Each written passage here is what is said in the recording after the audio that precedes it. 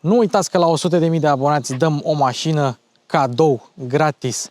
Și dacă vreți să vă înscrieți și pentru giveaway-ul cu camera de bord, aveți la clipul cu Subaru Forester detaliile acolo. Și hai să vă spun de ce contează foarte mult să vă abonați, pentru că numai așa o să vedeți mașini din astea pe canal. Dacă nu vă abonați și nu se uită nimeni, normal că nu prinzi mașini. Chiar și dacă ai vizualizări și nu ai abonați, tot nu prinzi mașini. Deci țineți minte, contează foarte mult să vă abonați.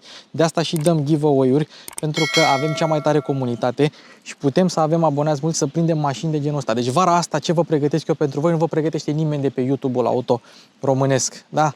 Hai! Pentru prima dată în România, Link & Co 01. Mașini cu Luci Popa începe.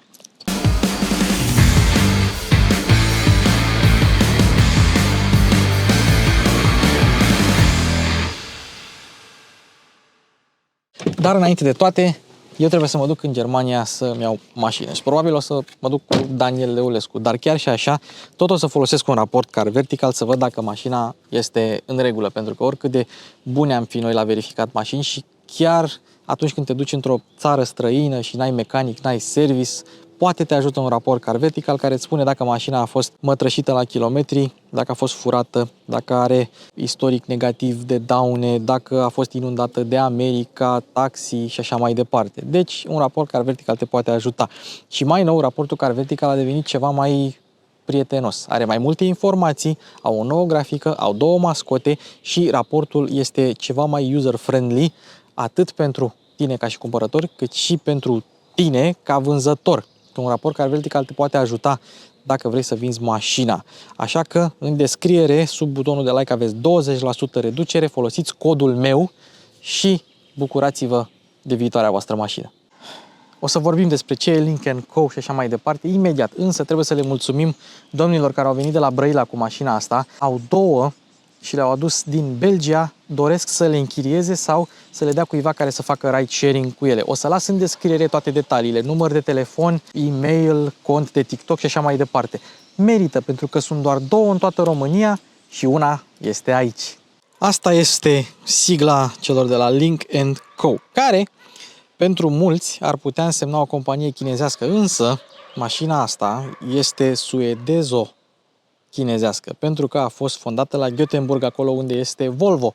Pentru că Geely a cumpărat Volvo, a lansat Polestar drept brand chinezesc și a lansat Link & Co drept brand suedezo-chinezesc cu platforme 100% Volvo. Link & Co se focusează pe conectivitate la internet și între mașini, pe inovații în ceea ce privește cumpărarea, motiv pentru care poți să-ți o iei pe bază de abonament, plătești undeva la 550 de euro în țările în care se vinde mașina asta. Poți să o cumperi cash, dar poți să o și iei prin abonament, cam 550 de euro pe lună și nu mai plătești impozit, asigurare, casco, provinietă și așa mai departe. Cum vi se pare? Vi se pare o ofertă bună sau nu? Acum, Geely cumpără cam tot ce poate, în sensul că Geely acum deține Volvo, Polestar, Link & Co, Zeekr, care este brandul soră al lui Link & Co doar pentru mașini electrice, Proton, Lotus, London Taxi, Smart și multe altele. Au atâtea branduri încât eu v-am spus mai de mult că o să ne cumpere chinezii pe toți, dar nu m-ați crezut. Ei bine, ăsta este Link & Co. Și singurul model care se vinde deocamdată în Europa e ăsta, Link & Co 01. Ok, de ce se numește Link & Co? Link vine de la Interconnected Cars, mașini interconectate între ele sau mașina conectată cu alte locuri, cum ar fi locul de muncă sau casa, sau chiar cu serviciul de ride-sharing pe care să-l ofere Link & Co în Europa, dar nu știm încă exact când. Și Co vine de la Connected, vine de la Collaboration și alte cuvinte care încep cu Co. Nu e cel mai inspirat nume, dar altul n-au găsit. Hai să vorbim un pic și despre prețuri. În Spania, spre exemplu, mașina costă 43.290 de euro cu TVA inclus. Deci dacă ar veni în România, ar costa full 36.000 cu rabla, ceea ce nu e rău deloc. Ce este interesant la mașina asta este că vine cu doar două culori în Europa, două, negru și albastru, și singura opțiune pe care poți să o iei pe mașina asta este cârligul de remorcare, pentru că în rest, toată mașina are toate dotările în standard. Bă, dă-o drecu!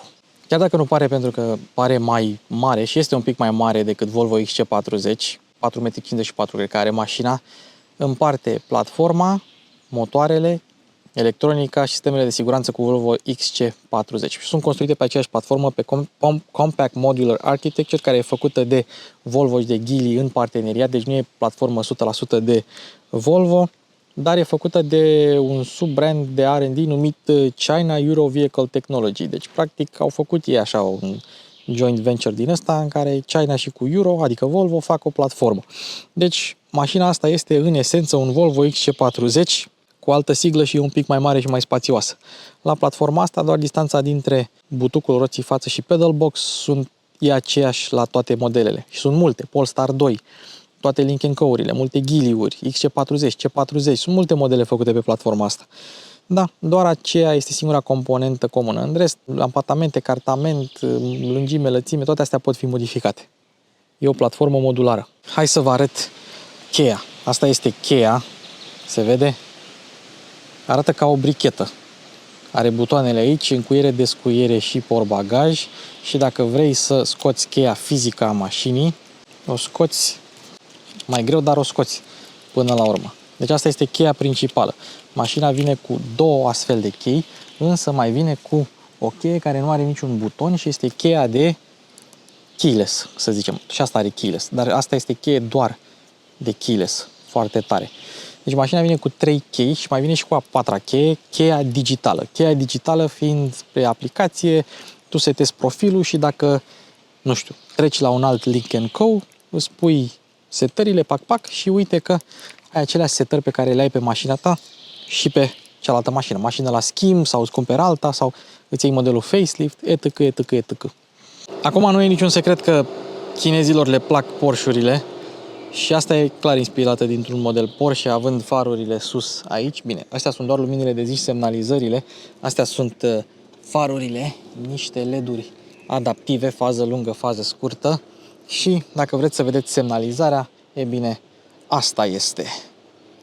Și pe ele scrie evident Lynk & Co. Lynk & Co care sunt tari în campionatul național, în campionatul mondial de turisme. Mi se pare că au și câștigat campionatul la un moment dat cu Berlina 03, care îmi place foarte mult.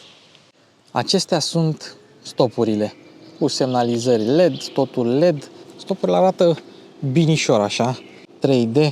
Zici că sunt cele de pe Porsche Cayenne. Și dacă vrei să deschizi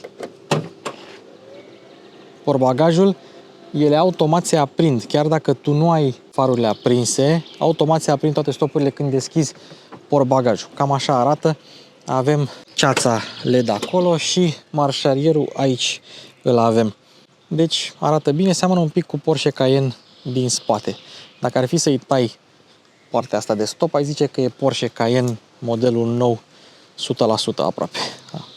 Cum vi se pare că arată? Că n-am întrebat deocamdată. Un lucru mă enervează la Lynk & Co-uri este denumirea. Spre exemplu, Lynk & Co 01 este asta, că a fost primul model, al treilea model e un sedan, Lynk & Co 05 e asta, dar varianta coupe, 08 e un XC90 cu siglă de Lynk & Co, le ia în ordinea apariției și 04 trebuia să fie un crossover, dar acum este un scooter electric cu siglă de Lynk & Co. Deci denumire total stupidă, la fel ca la Polestar. Ce interesant este că, asemenea puținor mașini, avem dezaburire specială pentru ștergător aici. Vedeți? Ca să fie ceva mai uniform și să poți să ștergi, să dezaburești, să dezghezi de fapt ștergătorul. Drăguț detaliu. Ce trebuie spus este că ăsta e model 2021 și la 2022 au mai fost câteva modificări, dar nu estetice, o să vă povestesc pe măsură ce ajungem acolo. În rest, avem o grilă activă aerodinamică pe aici, radiatorul e simplu aici, radarul frontal e aici, radarul luat total de la Volvo și cam așa arată mașina din față. Capota este și ea decupată, are nervuri. S-au chinuit un pic la design, acum nu e pentru toată lumea. Ce pot eu să spun este că arată mai bine în realitate decât arată în poze și mai ales albastre cu accentele astea. Dacă o iei neagră, accentele sunt tot albastre. E drăguțică, e mult mai mișto în realitate și atrage toate privirile, dacă este să mă întrebați pe mine. Prizele de aer sunt reale, au efect aerodinamic, nu știu exact care e coeficientul aerodinamic al mașinii, dar trebuie să fie undeva la 0,31-0,32 pe acolo. Deși mașina are gardă la sol 21,3 cm, aici în față ai până la 29 de cm ca să treci peste borduri sau să nu zgâri bara de borduri.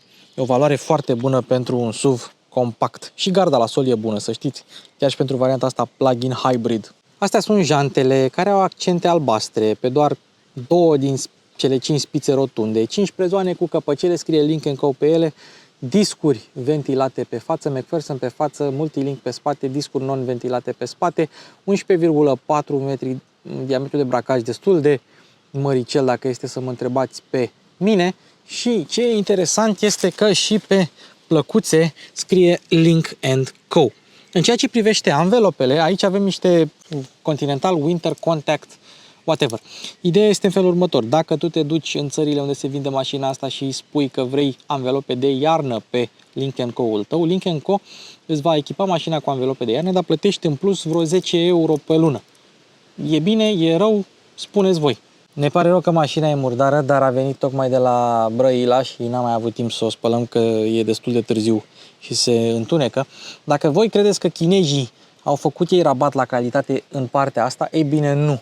Nu au făcut, avem carenaj peste tot, chiar dacă e din plastic.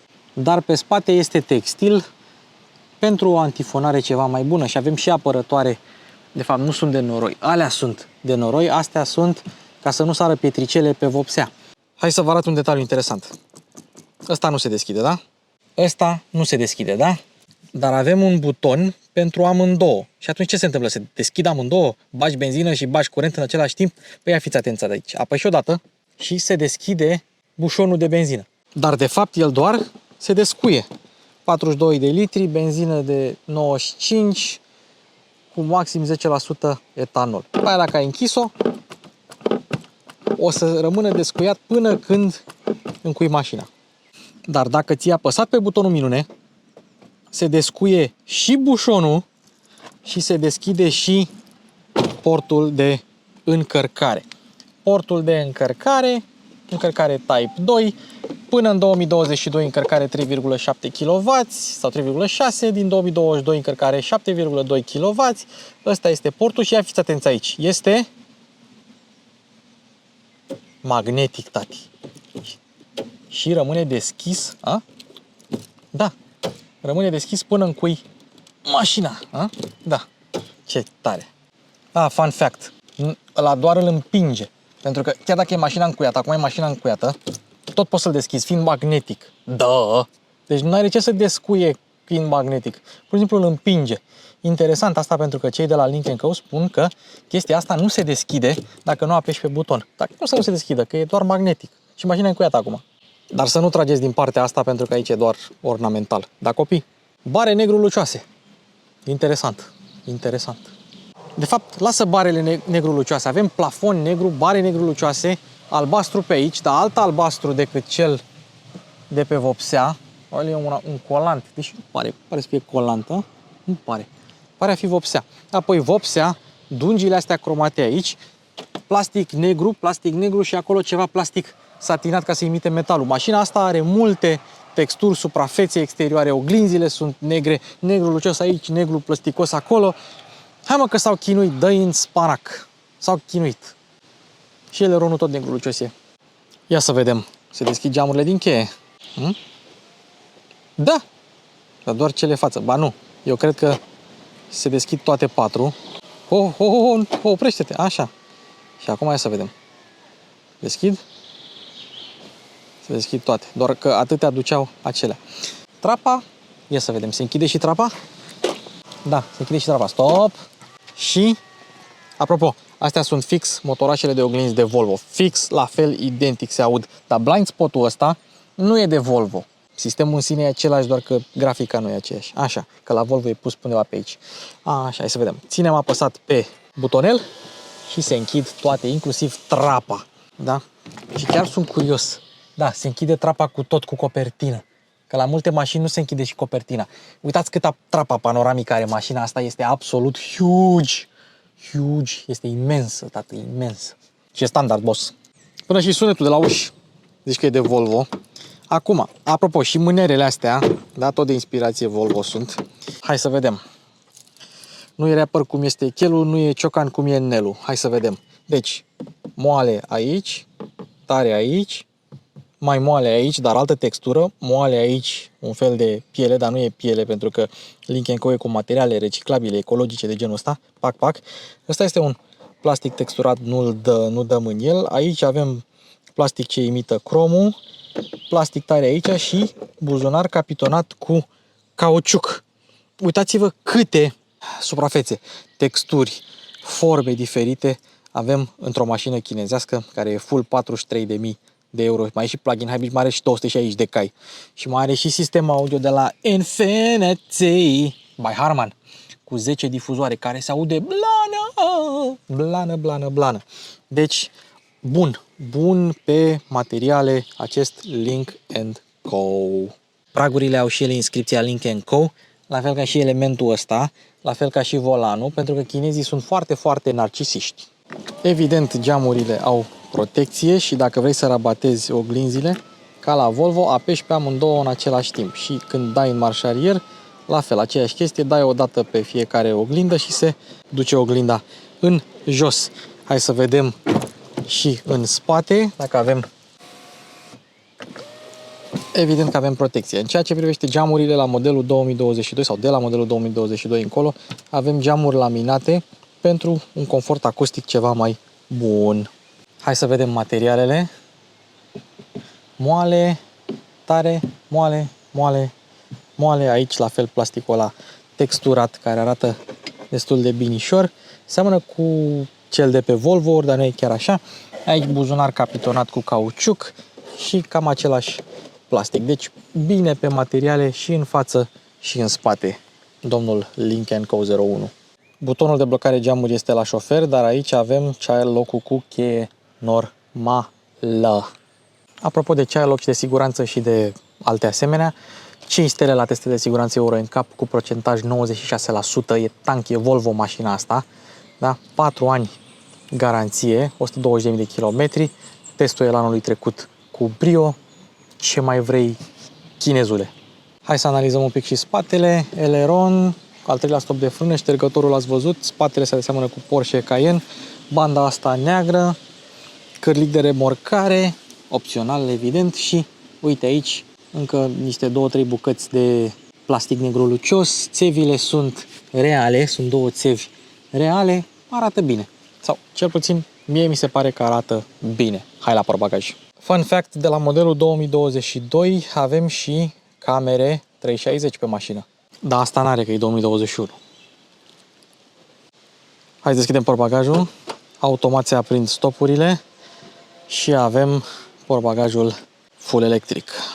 Ce mai avem aici? Cârlig, lumină, cârlig, subwoofer pentru Infinity, 466 de litri la plug-in hybrid, la una termică 509 litri și podea falsă unde poți să pui cablurile de încărcare și alte chestii. Și aici avem bateria de 12V a mașinii. Băi, ești nebun cum e pusă. Foarte tare. Sper că s-a văzut. Incredibil. Bravo Volvo. Pentru că bateria plug-in hybrid ar trebui să fie și este aici. Și dacă vrei să rabatezi bancheta, foarte frumos de aici, ai și un loc pentru centură să nu ți se prindă. Putea fi făcut ceva mai proeminent, așa că tot îți prinde un pic centurica, dar se rabatează foarte ușor, chiar foarte ușor. Uite, făcută de Magna bancheta. Ce chestie, materialul ăsta e moale, drăguț, ca să nu dai cu cotul în ceva tare. Aici e tare, ca la Arteon, și aici e moale, ca la Rolls-Royce. Începând cu mai 2023, copertina asta devine din aceea retractabilă, cum vedem la Volvo, nu mai este fixă. Și hai să vedem. Avem butonul ăsta care are săgeata doar în jos. Da? Hop. Și dacă ți-ai apăsat pe el, se aude sunetul de Volvo. Închidem. De la butonul ăsta deschidem și memoria a fost pusă aici. Dacă vrei să o duci la loc, trebuie să împingi tu manual până aici, să se deschide de tot și după aceea apeși din nou și setezi memoria pe sus. Asta se întâmplă la multe mașini cu haion electric, dar n-am arătat eu niciodată chestia asta. Asta pentru cine voia să știe. Nu știu cât de bine se vede, dar fix acolo, cam în mijlocul imaginii, este camera dashcam. Mașina asta are cameră marș arier, nu are 360, dar are dashcam și evident mai are și camere pentru siguranță un pic mai sus, plus alți senzori. Ce interesant este că de la modelele 2022 în sus, partea asta a parbrizului este încălzită, degivrată ca să poate să vadă camera mai bine. Drăguț lucru. Astea sunt scaunele, jumate albastru, jumate gri, dintr-un material textil care se numește Econil. Econil, știu că nu se vede foarte bine acum, dar este regenerated nylon. Este nylon făcut din materiale reciclate. El se simte ca un material 100% textil. Și, alt detaliu, avem airbag central să nu te lovești cu pasagerul. Alt lucru, scaunul pasagerului este manual, 6 direcții, pe când scaunul șoferului este reglabil electric, pe 8 direcții și cu 2 memorii. Și arată bine. Chinezii au chestia asta cu tetiera integrată, să fie scaunele cât mai sport. O să vedem cum e pe partea de confort puțin mai târziu. Capota o deschis trăgând de 2 ori, ca la BMW. Capota se deschide ușor, are 2 amortizoare. Interesant cum farurile înconjoară compartimentul motor. Avem antifonare, avem de toate și farurile sunt făcute în China de către Lynk & Co. Scrie Lynk & Co frumos aici pe capacul motorului. Dacă ne uităm un pic mai jos, observăm pe furtune scrie CMA-SPA. CMA-SPA sunt cele 2 platforme ale celor de la Volvo. Până apare SEA, sau până apare primul model pe SEA, adică EX30. Lynk & Co recomandă 020 Castrolegi. Asemenea lui Volvo XC40 T5 plug-in hybrid pe care l-ați văzut pe canal în clipul cu cele 3 Volvo XC40, aici avem aceeași mărie cu altă pălărie, adică 1.5, 3 cilindri, injecție directă, pompă de apă electrică și fără arbor de echilibrare, deși este un motor în 3 pistoane. La Volvo motoarele încep cu B31 și în funcție de versiunile de putere ai ceva după B31, 54 T ceva. Ei bine, aici avem următorul. Avem JLH3G15TD, așa se numește motorul. Practic, este varianta asta puternică a motorului pentru modelele Lynk & Co plug-in hybrid și cu cutia automată cu 7 rapoarte și dublu ambreiaj făcută de către Geely și către Volvo, cu ambreiaje umede, cutie care că ar ține 350.000 de kilometri, sau cel puțin așa spun cei de la Volvo dacă se urmează mentenanța care trebuie.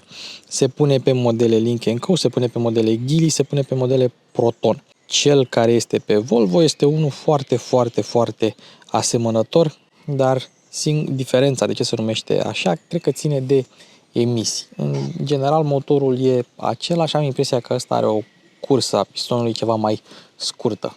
Naiba știe, pentru că puterea totală tot aia e, sistemul tot ăla e, probabil că nu vom ști niciodată. Și acum vin niște date interesante. Deci, 180 de cai putere avem din motorul termic, undeva la 5500 de rotații pe minut. Cuplu maxim 265, tot din motorul termic, între 1500 și 4000 de rotații pe minut. Urmează motorul electric, care și el plusează cu 82 de cai putere, 160 Nm. Bateria măsoară o capacitate de 17,6 kWh brut, 14,41 net, ceea ce înseamnă o autonomie electrică de 69 de km. Au făcut 69. Bateria e un pic mai mare decât la Volvo XC40, probabil pentru că intră mai mult în ea. Am zis 3,6 kW la modelul 2021, 22 încolo, 7,2 kW încărcare. Mașina nu e ușoară deloc, 2,3 tone, chiar se apropie de 2,4 tone, dar suficient cât să o propulseze de la 0 la 100 în 8 secunde și, atenție, viteză maximă 210 km/h. De ce este viteza asta maximă atât de importantă? Pentru că modelele Volvo sunt limitate la 180 de km/h. Deci ăsta este un Volvo care nu mai este limitat la 180 de km/h.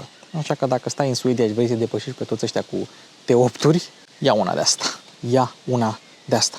Rezervorul are 42 de litri. Dacă o încarci, va trebui să alimentezi destul de rar. Dacă nu, mașina a venit de la Brăila până încoace cu bateria descărcată, cu consum de 8,8, mergând tare. Tare, vă spun eu că tare. Sunt curios ce consum scot eu. Hai să facem niște lumină, zic. Pornind mașina, pornește pe baterie. Hai să vedem trapa. Se vede? Vedem cât durează să se deschidă toată. Bălele. Și acum mai dăm o dată. Intră lumina frumos. Acum mai dăm o dată și se mai duce un pic. Mișto. Aceasta este o imagine de ansamblu cu Link & Co 01 și acum hai să trecem la detalii. Hai să vedem. Aici avem o spumă ceva mai moale, o spumă ceva mai tare, aceeași spumă moale. Ăsta e luat din catalogul de piese clar de la Volvo, clar. Apoi, să vă arăt o chestie. Avem un torpedou capitonat și aici avem un buton de lumină. Aici se închide. Când apasă torpedoul pe acest buton, se închide lumina. Foarte tare. Oricum se văd și luminile ambientale despre care o să mai vorbim. Alte materiale bune. Plasticul ăla texturat pe care vi l-am arătat mai devreme. Tot așa imitația de piele aici. Plastic, uite, tare, dar nu ieftin deloc. Capitonaj, frumos. Da? Deci mașina asta stă mai bine pe materiale decât multe europene și se vede că s-au inspirat de la Volvo. Tot de la Volvo sunt și aceste manete, uite-le, aceste manete și butoanele de pe volan. Astea sunt aceleași butoane pe care le regăsim pe Lotus Emira. Fix aceleași butoane. Volanul este din piele și aici avem tot piele, însă din 2023 nu vom mai găsi piele pe volan. Va fi alt material, probabil tot ecologic, dar nu va fi piele naturală. Avem cusăturile albastre, avem cusături verzi și albastre, cusături foarte mișto, butoanele de volum aici și în funcție de meniul în care ești, astea sunt și cu swipe. Deci nu sunt doar cu touch, sunt și cu swipe. Ha, ce tare! Volanul se reglează manual exact ca la Volvo și are reglaje destul de ok. Aici avem luminositatea tabloului de bord, butonul ăsta vi l-am arătat, portbagajul și butoanele în sine, astea sunt de Volvo 100%, maneta asta, mânerul ăsta e de Volvo. În rest, celelalte butoane se simt de calitate. Deci cam așa pe parte de materiale la Volvo, la Link & Co 01. Hai să continuăm cu spațiile de depozitare. Aici avem spațiu pentru ochelari capitonat. Aici nu avem niciun spațiu. Încărcare wireless cu bază cauciucată, două suporturi de pahare, o cotieră glisabilă și ridicabilă, capitonată cu USB-A, USB-C, ambele pentru conectivitate și priză de 12 și surpriză, aici avem un jurnal de la Link & Co. Ce tare! Foarte, foarte mișto! Hai să testăm ergonomia acum. Volvo aici, butoane intuitive, memoriile la scaun ok. Aici, ca la Volvo, e chiar cel mai... Sorry, I didn't hear you clearly. Please check the help information. Stai, frate, liniștit. Apoi, deci, partea asta nu e chiar cea mai intuitivă. Dacă vrei să resetezi consumul, resetezi, de aici îl găsești greu. Mă rog, nu contează. Aici avem butonul de Home, ceea ce e foarte tare. Interesant că nu are și cititor de amprentă. Temperatura, mai cald, mai rece, mai cald, mai rece, mai cald, mai rece. Sync dacă vrei și aici ventilația. Aici poți să și oprești climatizarea. Meniul pentru climatizare îl avem aici dacă vrei să îl vezi și e în stil chinezesc, adică pe tot ecranul și cu butoane rotunde și cu comenzi destul de măricele. Apoi, dezaburire AC și climatizarea pe auto, buton de auto foarte mișto aici, scaunele dacă le vrei sunt aici, off, puțin, mult și așa mai departe. Am impresia că poți face și chestia asta. I'm listening. Turn on heated seats. Okay, seat heating is on. Schimbătorul de viteză luat de la Volvo cu buton de parking aici, apoi moduri de rulare care sunt Pure Hybrid și Power, exact ca la Volvo. Apoi avarii, auto hold și rotița pentru volum, însă dacă apeși, ți-a apăsat pe butonul ăsta, vezi? Play, pause, ăsta e screen cleaning, cum e la Volvo, să cureți ecranul.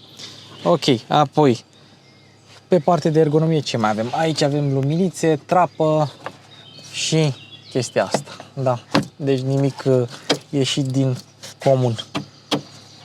Scaunele, destul de ok, seamănă cu cele de pe Bike X55 modelul nou, dar parcă sunt un pic mai moi astea. Nu sunt chiar cele mai moi scaune, dar sunt ok. Suportul lombar e reglabil, e bun Șezutul în schimb e destul de lung. Na, e ok. Sunt niște scaune ok, decente. Se simt materiale reciclate, dar se simt totuși de calitate. Nu e material reciclat ieftin. Ăsta e tabloul de bord și are mai multe teme pe care o să le discutăm un pic mai târziu. Le poți umbla. Uite, mașina are 70.000 de km într-un an și ceva și interiorul se menține impecabil, chiar că impecabil. Zici că e uzură zero pe scaun. Deci bravo Link & Co din punctul ăsta de vedere. Avem mai multe teme pe care o să le discutăm. De fapt, hai să le dăm de acum. Și asta este a doua temă. Asta este a treia temă. Mișto asta, Vivid, îmi place. Classic.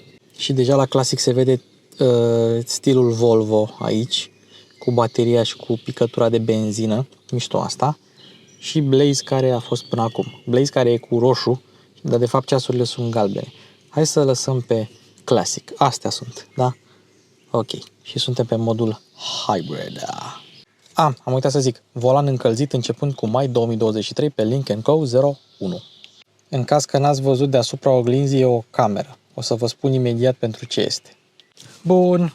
Aici avem butonul de Home. Aici avem chestii pentru notificări. Customer Call, ESC, Sport Mode, Semi-Automatic Parking, Parking Camera, dacă vrei să vezi camera de marșarier cu indicații dinamice, cu alte indicații. Ia uite și un F10, ești nebun. Unde e Luci Popa? E și un F10, cu tot cu cârlig, foarte tare. Parcarea automată o avem aici, setări diferite. Uite, parcă ăla cu F10 acolo, ești nebun la cap. Bun, trecem înapoi la Home. Ne întoarcem aici. Cruise Control, îl activez de aici. Lane Change Warning, Connect Setting, Save Battery. Asta e mișto, ca să salvezi baterie ca la Volvo, fără notificări. Bun. Widgeturile. Ți-ai apăsat pe ele și le muți de colo-colo. Poți tu să te duci și să mai pui niște widgeturi în plus dacă vrei. Adică ai meniu de pus widgeturi. Ia să vedem unde e un plus, ar trebui să fie pe aici. Îl dai pe ăsta pe minus și pui tu altul în loc. Dar nu umblăm pe la mașina oamenilor. Apple CarPlay, Android Auto, wireless și cu fir, telefon, aplicații, dacă vrei să downloadezi aplicații, dar noi nu vrem. Ne ducem înapoi. Asta, apropo, tableta asta e cu Android. Tabletă cu Android, dar nu folosește serviciile Google, pe când la Volvo le folosește. Dar asta e făcut înainte să apară sistemul ăsta de 12.7 aici, care înainte a fost 10.55, a fost făcut înainte ca Volvo să treacă la Android Automotive. Car sharing. Asta e o aplicație de car sharing, să-ți lași tu mașina, să o ia oamenii de pe stradă să meargă cu ea. Asta o poți să faci și din aplicația telefonului, ceea ce e foarte mișto. Car status, tire pressure, da, trip statistics, consum mediu, 5, nu e rău. Power flow, hybrid electric mode, știi? Răspunde bine sistemul, îmi place. Climatizarea, ați văzut-o mai devreme, nu mai o arătăm. Dacă vrei să te duci înapoi, te duci aici. Colab, ce înseamnă aici? Aici tu înregistrezi ceva și se duce către ea de la Link & Co ca să facă ei, ca să implementeze chestia aia. Put Google Maps on navigation. Și dai send. Gata. Și acum am trimis o idee către Link & Co, care mi se pare foarte tare.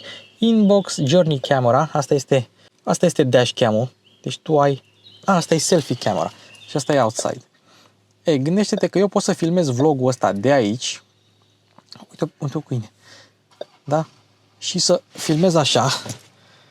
Și eu să conduc așa și să folosesc cele două camere. Se înregistrează pe un hard disk de 64 de giga care e integrat în mașina asta și ori pe cloud, ori pe card sau ceva, îl treci și îl pui pe calculator și după aceea filmezi vlogul. Sau dacă faci un carpool karaoke, uite-l pe ăsta cu F10. Așa. Dacă faci un carpool karaoke, ia. Și mașina are și senzori în cazul în care ți-o vrea cineva să-ți fure mașina, are și senzori în cazul în care cineva îți lovește mașina. Mă rog, și poți să-i faci o poză, faci un selfie. De exemplu, dacă vrei să cânti în mașină, să înregistrezi cu prietenii, să pui pe YouTube, poți să faci chestia asta. Galerie, de ce s-a înregistrat până acum? Uite, ce s-a mai înregistrat, setări. Hai să ne ducem înapoi, ca să nu mai lungim. Media, navigation, radio line, ce-o fi și aia, setări și audiobooks, settings, ia să vedem. Tema pe care v-am arătat-o mai devreme, da? Connect, Wi-Fi, Bluetooth, Apple CarPlay, Android Auto, Hotspot, mașini general, driver support, sistemele de asistență, general, ESC Sport Mode, sun curtain during parking. Sunroof needs to be closed in order to close the curtain automatically. Ok. Așa, electric parking brake, apply automatically, security, exterior lights, battery usage, recharge while driving, save battery, uite asta. Dar dacă eu pornesc pe asta, pornește și motorul acum. O să o folosim în mers. Apoi, display, select theme, audio. Vezi, avem Harman, că e Infinity al lui Harman. Sound optimization, egalizator, sistem, language, keyboard, language. Avem românski. N-avem românski, avem polski. Keyboard, units, clock, system reset, whatever. Și aveam undeva, dar la display, la car, interior lights, colors, te duci la asta și îți selectezi tu ce lumină ambientală vrei tu. Și ăsta este codul de culoare aici, ceea ce e foarte mișto. Da, apoi îi dai done, ai lumina ambientală, dar mie îmi place mauve. După aia mergem frumos la home, mergem frumos la Apple CarPlay. Apple CarPlay este widescreen, ca la Kia, dar ecranul e mult mai mare. Răspunde bine, nu avem nicio problemă, deci foarte tare, mie îmi place. Mie îmi place foarte, foarte mult. Sistemul audio se aude demențial și cam asta este experiența lui Link & Co. De aici ai profilul utilizatorului, poți să-ți mai pui request guest user data, reset guest user data, dacă e guest și din nou you're not listening to me. Hey. Hey. Deci butoanele bipăie, amândouă sunt coborâte, dacă apăs pe una se ridică asta și dacă apăs pe a doua se ridică și asta. Ce tare! Așa le pliezi și dacă vrei să le cobori o dată și o dată. Tare! Bun, am ajuns în spate. Am dat scaunul șoferului foarte în spate, dar fiind mașină chinezească, spațiul în spate este demențial. Aici avem niște plăsuțe și în stânga și în dreapta. Așa arată spatele scaunului cu materialul ăsta textil aici, Link & Co. Ceva ca să mai vezi și tu. În față, guri de ventilație și USB-A și USB-C cu fast charger în spate. Da, foarte bine din punctul ăsta de vedere. Materialele vi le-am arătat, avem și luminile ambientale. Tunelul median destul de lat. Bă, bine capitonat. Uite ce material de calitate, ești nebun la cap. Nici la BMW nu e așa. Fantastic. Tapiseria e făcută din același material, isofixuri cu căpăcele pe care nu le pierzi. Spațiul la cap este decent cu tot cu trapă. Dacă n-ar fi trapă, ar fi magnific. Să zicem că la 1,82 deja încep să atingi un pic.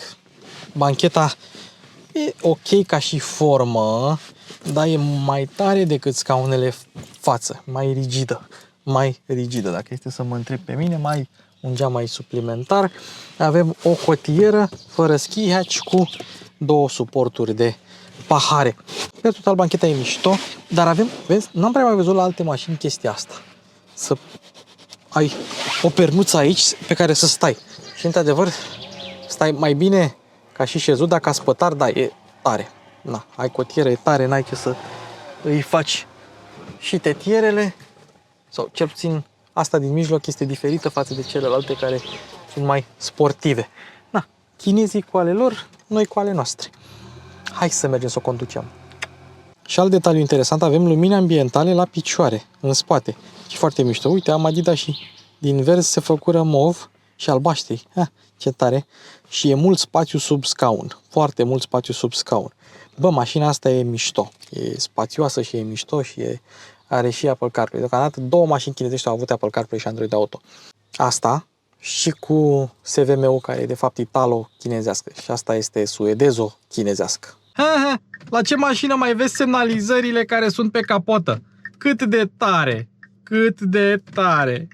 Nu-ți mai trebuie săgeata asta de aici, din bord, pentru că le vezi direct pe mașină. Bun, Link & Co. Trecem în parc. Da, și e pe stilul vechi de la Volvo, în care trebuie să dai de mai multe ori. Asta e drive, asta e braking, asta e marșarier. Hai să testăm parcarea. How do you want to park? Park in. Caută locuri de parcare. Searching for parking spaces. Searching for parking spaces. Tiriritirikita. Cred că e... Ce? Parking place, stop the car. Ok. Reverse. Look around, is it safe to drive? Yeah. Carefully reverse, be ready to brake. Ok. Unde ai găsit loc, prietene?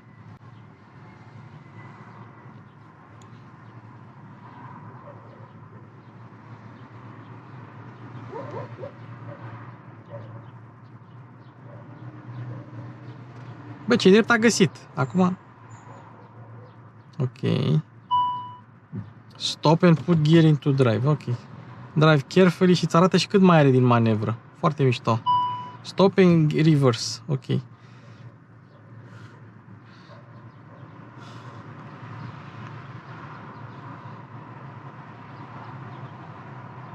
Deci dunga aia de la strada a zis că e loc de parcare. Băi, ce drept a găsit-o, a parcat.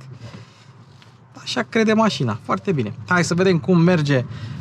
Am pus-o pe încărcare baterie momentan. Deci foarte mișto se... Hai, bună ziua, domnule Opel Astra. 3 uși, non-coupe. Cum pariu că zice la prieteni care Bertone. Hai să vedem. Bă, deci, vizibilitatea e ok.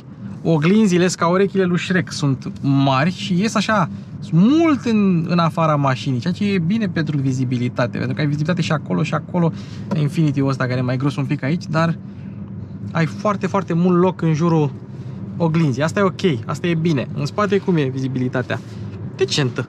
Nici prea, nici foarte, foarte, luneta e un pic cam scundă, dar per total e ok. Poziția la volan îmi place. E exact cam cum trebuie să fie. Mi-am găsit poziția ușor. Scaunul e reglat ușor, trebuie să închidem și trapa. E foarte ok. Așa. Volanul bun, subțirel, cu decupaj, similar cu cel de la Volvo. Ușurința, deci dacă mă puneai la volan legat la ochi, aș fi zis că asta e un soi de Volvo. Aș fi zis că e un soi de Volvo. Hai să mergem la baterie și să-i dăm...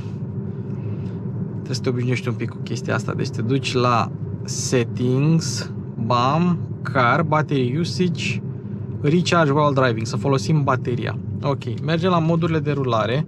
Hai să vedem, nu putem Pure, trebuie să mergem hibrid. Însă, acum mergem pe electric, ia să vedem cum se aude. Silencio stampa. E o chestie pe care au făcut-o la Lynk & Co, nu știu dacă la Volvo avea. Chiar nu mai țin minte, accelerezi până la 95 de km pe oră și schimbă dintre a doua între a patra și fiind o cutie cu dublu ambreiaj, este să schimbe ca o manuală, ceea ce înseamnă că este foarte lentă. Nu știu dacă avem curent suficient să accelerăm până la 95, că vreau să simt și o chestia aia. E bateria descărcată. Hai, 83. E silențioasă. Foarte silențioasă. N-am testat-o pe decibelmetru, dar o testez un pic mai încolo.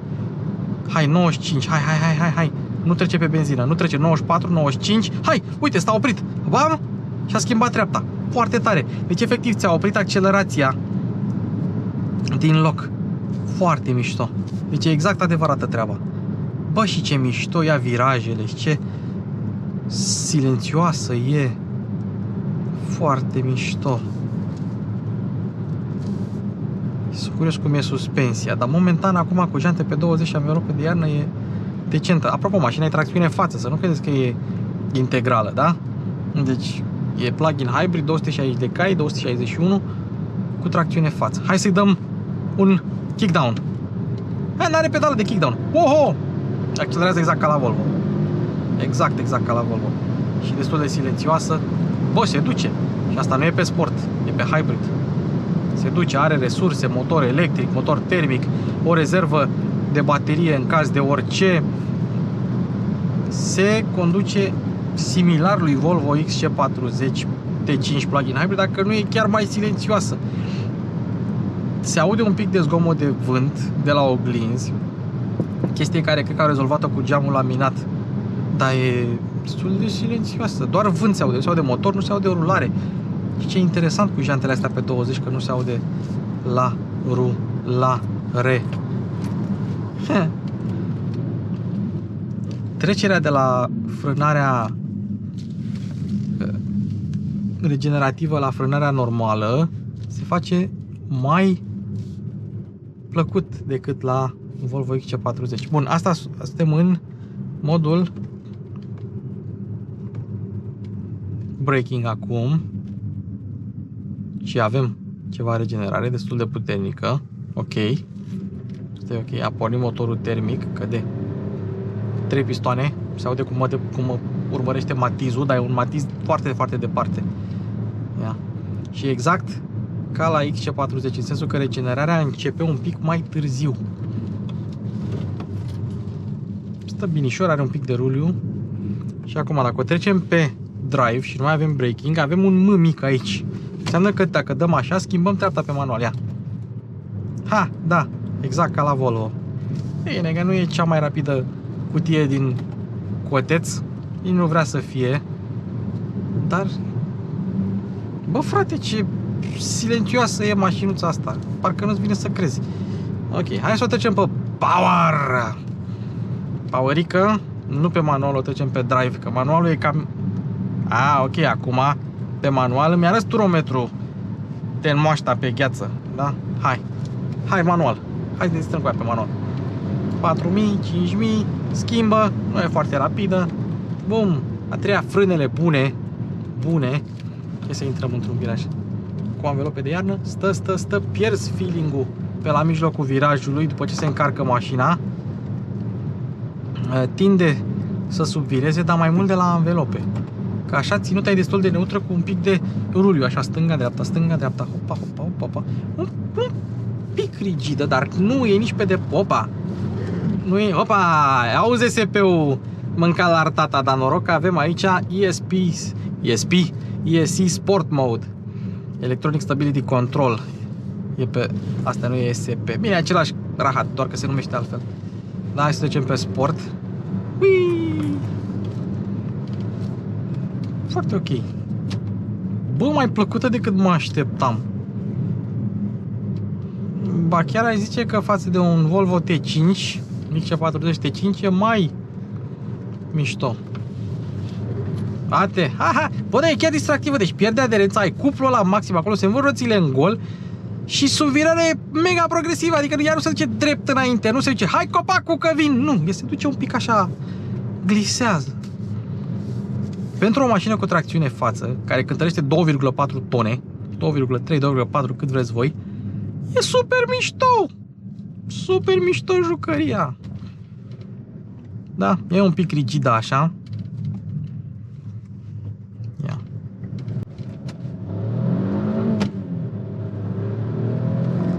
Opa! Torque steering! Ha! Ui! Ui! Hai! Pe viraje... Op. Ha. Ce e interesant este că atunci când, că și pe ESP Sport, când mașina simte că ceva se întâmplă cu ea, îți frânează ESP, asta face ESP-ul până la urmă, îți frânează roata interioară ca să vireze mai bine. O simți în pedala de accelerație. Sunt curios dacă se simte și în pedala de frână. Dar mai e greu să încerci chestia asta, că nu prea e intuitiv să frânezi în mijlocul virajului când vrei să-l iei tare. Ei, și simt pedala de accelerație face GG Link & Co. Bun, hai să o trecem pe drive. Bă, eu cred că asta e mai puțin obositoare decât Volvo la drum lung, dacă se poate spune așa ceva. Mamă, ce bate soarele. Foarte tare. Și nu e nici atât de rigidă pe cât era XC40 cu motorizarea asta.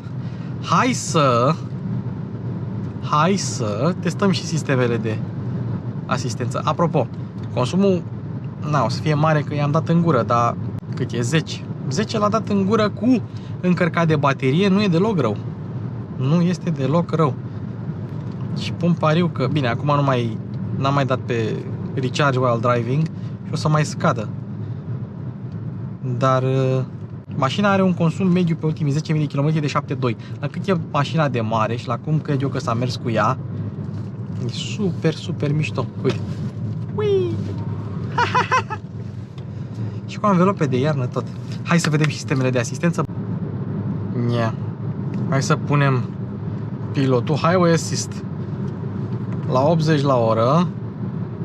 Avem pilot automat, adaptiv, limitator sau highway assist. Ia să vedem. Fiind sistem de Volvo, ar trebui să lucreze exact ca cel de la Volvo. Avem aici mașina pe bandă, please hold steering wheel. Și poți să-i dai hide. Ia hide. Jekyll and Hyde. Ok. Bun, ia să vedem. Volanul e capacitiv sau... Cancelled. Dual to driver hands off. Hai mă, încă o dată. Dă reset. Highway assist.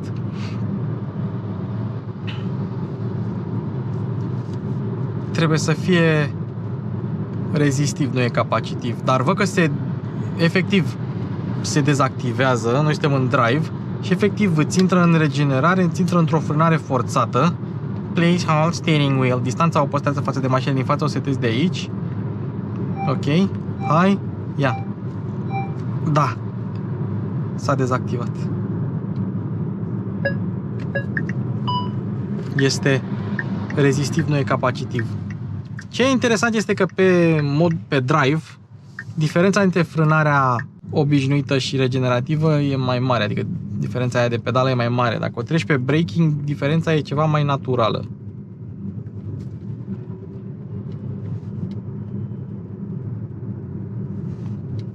Da, și pe sport e și mai natural. Interesant. Și cam asta a fost Link & Co 01, primul Link & Co de pe canal, primul Link & Co din România pe YouTube. Vă mulțumesc că v-ați uitat la mine, eu am fost Mașini cu Luci Popa, eu la cameră, Bogdan la editare. Mulțumim băieților, închiriază mașina asta în România, folosește-o la ride sharing, este a ta, poate fi a ta, dacă vrei Link & Co.